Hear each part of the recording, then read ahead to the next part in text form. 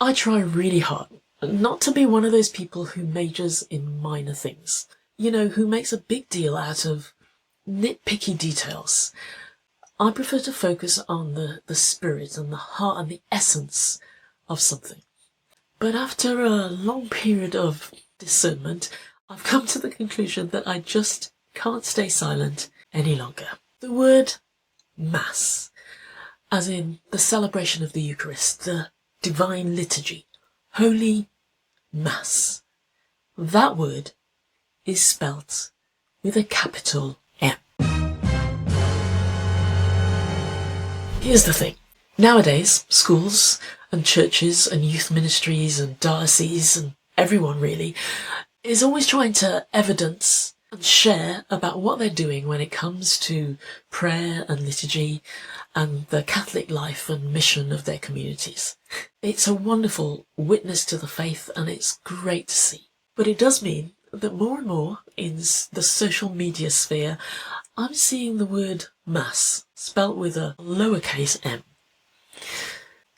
I'm going to have to be really honest and say that it kind of makes me twitch ever so slightly.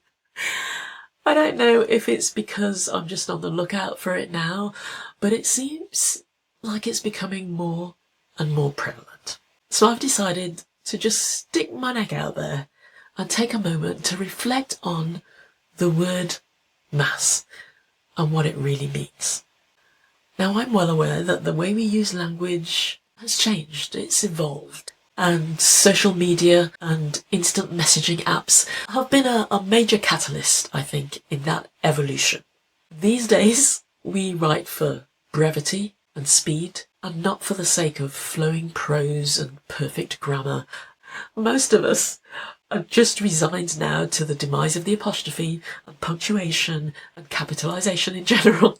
And even actually using whole words. I mean, why use a whole word when an acronym will do? LOL. The word Mass, though, is not just another word. And it's not just another word for prayer or service or collective worship. Theologically and sacramentally, the Mass is something very specific. It's the source and summit of our life of prayer and worship. It is the ultimate act of worship, Christ's worship offered to the Father, in which we are privileged to participate through the gift of the liturgy. And although it may not seem like that sometimes on a human level, in terms of our human experience of the Mass, there's nothing else like it on this side of heaven. The reason I decided this little nitpicky detail is worth mentioning is that I think it's an indicator of our collective growing lack of understanding of the Mass.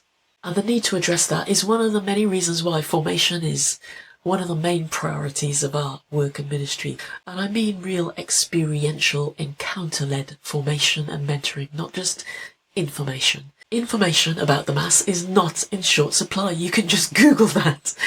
But information alone does not transform and capture hearts. St. John Vianney is quoted as saying, "If we really understood the Mass, we would die of joy." I don't know about dying of joy. Maybe that sounds a little extreme.